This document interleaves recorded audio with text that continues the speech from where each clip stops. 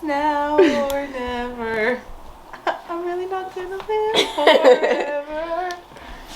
I'm just gonna sleep while I'm alive. What's going on, friends? Welcome to another episode of The Potter.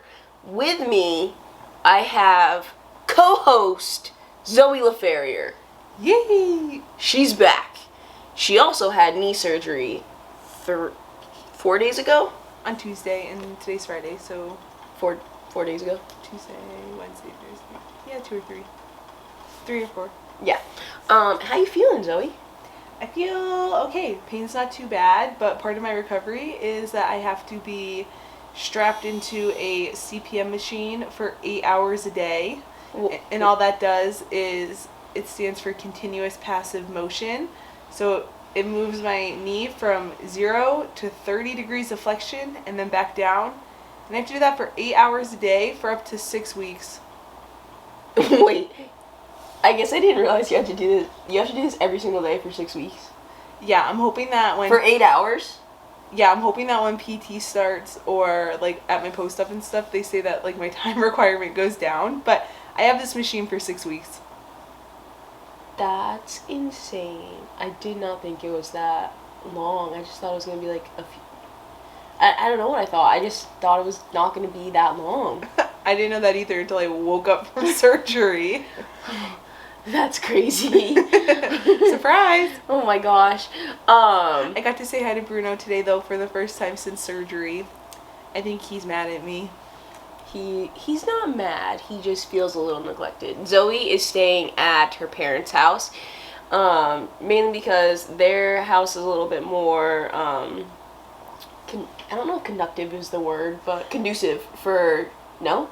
Well, I was going to say, they bought the house from a lady who was aging in place, so everything is, like, very flat, one level, open. It's good for recovery. Like, and they have a giant TV. And they have a giant TV. But you have a lot of space to recover, and then we don't really have to worry about Bruno jumping up on you. Yeah, because the chair that we have that I was going to use for my recovery at the house, it's his chair now. And if you even, like, set one finger on there, he is in that chair on top of you. He loves to cuddle in that thing. He'll be on the bed, and he'll hear you sit in it, and he'll get up off the bed and then come and lay down with you. Which is cute, but also just like... Like, bro, you're 60 pounds. You're not really a lap dog. Just cuddle on your own, man. Like, I need some space. Yeah, but cuddle when I want to cuddle. Yeah. Before we get into the questions, do you have anything for me? Like what? Like, how's rugby going? Yeah, so rugby's good. We are... Number 1 in the country. We're tied, I think, for number 1 in the country with Berkeley. So, we are 7-0. The Berkeley All Blues also are 7-0. Have we played 7 games? Is it 6-0? Both of us are undefeated. And we play tomorrow, June 17th at Harvard. And it's supposed to be like downpouring. It's a kind of like a rematch of the championship game, which unfortunately last year we lost to Berkeley. So our entire record, like overall going against them, is 1-1-1. So like we have the potential to win this game, and it's gonna be a dogfight. Like both teams are coming in it with... You got a stacked roster now, too. We do have a stacked roster. We are ready. I'm ready. I'm so sad I can't go. I know. I wish you could go. Zoe, we thought about bringing her, but with the machine and stuff, it's just... And also, I'm not supposed to get my leg wet for a while, and it's supposed to be an absolute downpour tomorrow. Yeah, so no Zoe, just me. But my friends... Kayla is coming from home. My mom, my brother are going to be there. I think my aunt might come. We're bringing out all the people for this one because... I'll be cheering from the couch. You might be able to stream it. I think they're streaming it. I hope they are, because I was thinking about that, because Harvard might have a streaming service there. True. If they stream it, I'll post that on the social medias, so you guys can also stream it. And you can always follow Beantown on Instagram, and they post live game day updates. Yeah. Of scoring and stuff. Yeah, so... Tomorrow, I'm really excited for that game. I'm not even nervous. Like, lately I've been nervous to go into games. I'm not nervous about this one. Something I learned at DAT camp was you can take your anxiousness and whatever and channel that into excitement. and just rewire how you think about it. Yeah. Zoe also started her doctorate of athletic training. Woo!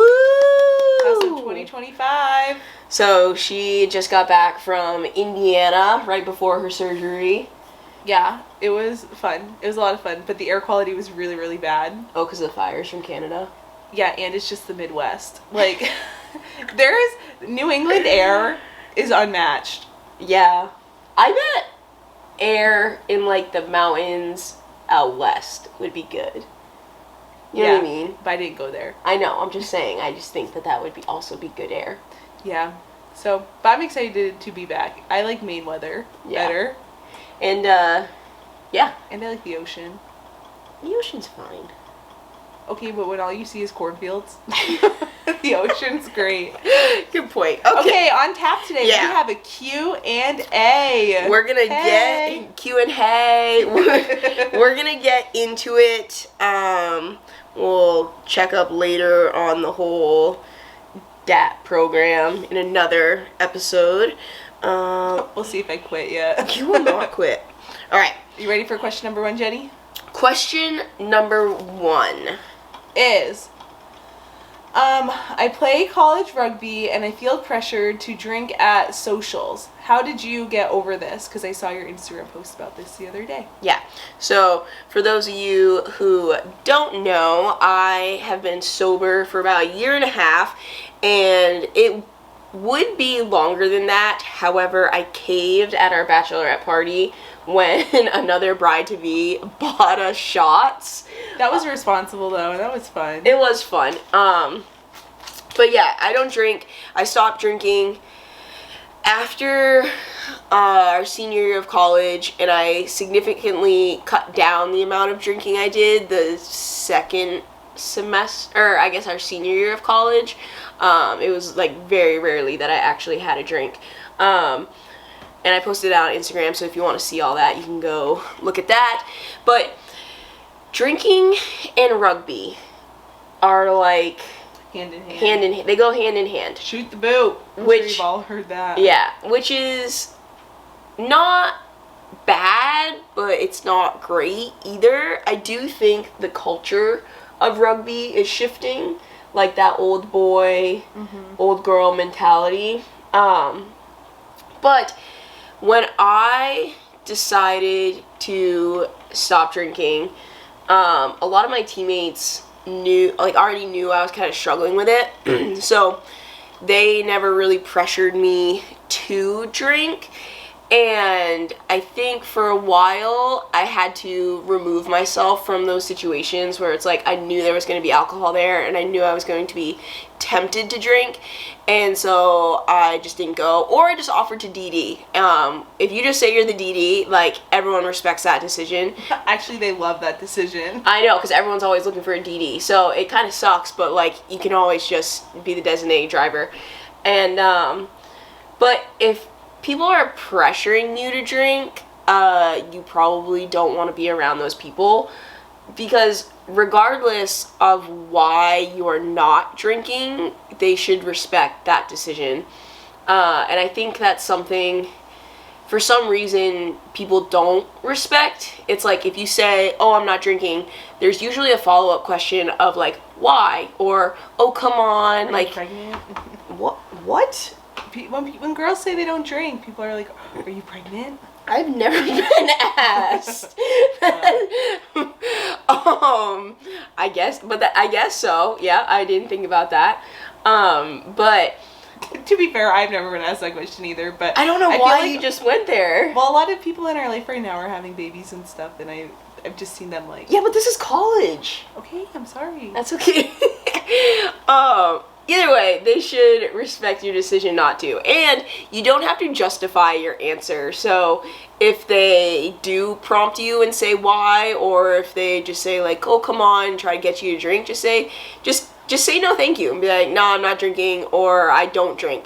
Sometimes if you say I don't drink versus I'm not drinking, people will back off. But yeah, if it's overwhelming, just don't go. Just because you're not drinking doesn't mean that you still can't have a fun time. and you're not going to miss out on things. Something I used to, like, I guess a fear of mine was that I would miss out on fun stories or just like memories, silly things that people do when they're drunk. But I always took it too far, so it was not worth it for me. And I still have plenty of good times, plenty of good memories that I can actually remember because I was sober. And it doesn't mean that you can't be fun just because you don't drink. So, yeah, if you are feeling pressured, just tell your teammates why you're not drinking and stick to that and be the DD because they should respect that. Definitely. All right, question number 2 is, I'm always gassed during my workouts. Help. If you are always tired during your workouts, I'm assuming you are meaning your weight room sessions, maybe even practice. Like, you have to eat. You have to eat more, people. Again, I know who said, I'm not going to say like who's asking the questions, but I know this athlete. You need to eat more and you need to drink more water and electrolytes. So salt, potassium, calcium, you need those things in your body to make you feel good and not tired all the time. Because if you're just constantly training and you're constantly tired, what benefit are you actually getting from that? And I would also tack on to that too, especially if this is like a high school or a college athlete or even an adult athlete, but your sleep schedule is really important too. Yeah, and I think something important to note here is that, like, I'm not asking you to or telling you to dial in 100% on every little thing. It's just like, I need my pre-workout snack to be exactly 90 minutes before my workout, and I need to eat this, this, and this, and I need to get exactly 8 hours of sleep. But it's just like, there's little things that you can do that can drastically improve how you feel during your training sessions. It could be, what? Oh, I was going to say, and you can even experiment with, like, what works for you. Because, like, for me, I could not eat within an hour of my training sessions. But I had friends who ate, like, literally 2 minutes before kickoff. And they needed that. Mm-hmm. So you can experiment with what works well for you. Yeah, and it's going to be different for everyone. But if you are, say you're going into your workout and you're working out mid-morning, like 8 a.m. I don't know if that's mid-morning. I would say, like, 10 a.m. is mid-morning. Okay, either way, if you're working out in the morning and it's not like 5 or 6 a.m., you can probably wake up maybe 15 minutes earlier to eat a snack before your session. Yeah, we eat a banana, honey, and salt every morning before our 6:30 a.m. workout session. Yeah, so like you can make that time, and that's a conscious decision. But again, it's not asking that much. I'm not asking you, if you're working out at 10 a.m., to wake up at 5 a.m. and do this huge, elaborate, like, breakfast and morning routine thing, right?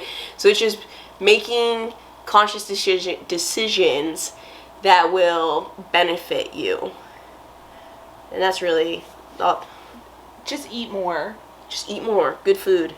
And drink. Gatorade. Your body needs fuel to grow. Gatorade Zeros, BPN, G1M Sport. Oh, good transition. Our last question is rank the BPN flavors. But there are a handful of different flavors for things, so I think, Jenny, you can take this in any direction you want. I'm going to take this in the protein direction. The proton! Because if you are in high school, you shouldn't be taking pre-workout. If you're in college, you still probably shouldn't be taking pre-workout. Especially with NCAA rules. Yeah. I don't know what they are, but it seems fishy. But BPN is third-party tested, so... Oh. Yeah. But isn't there like a rule against caffeine or something? I think it's just Celsius. I think it's caffeine, because remember EFOS was like, oh my god, am I going to get pinged for all the coffee I drink? I don't know. Don't listen to us on that. But you can listen to my top flavor choices from BPN protein powder. Okay, I got the list up in front of me. What flavors do they have? They have cinnamon roll, key lime pie, fudge chocolate, blueberry muffin, chocolate peanut butter, milk and cookies, Nutter Bar Blast, strawberry, and unflavored. And they also have a couple vegan Yeah, and they have the vegan options, and then they have the collagen protein.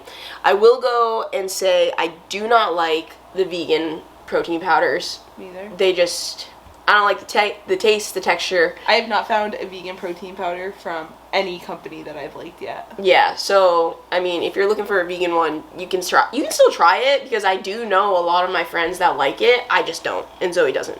But I like the collagen one. Collagen one is also unflavored, and you can add that to anything, and it doesn't give the, like, protein shake texture. Again, it doesn't alter the taste at all. Yeah, so, my favorite flavors. This is of whey protein. Of whey BPN protein. I haven't had the unflavored, but you can assume it's probably like collagen. yeah.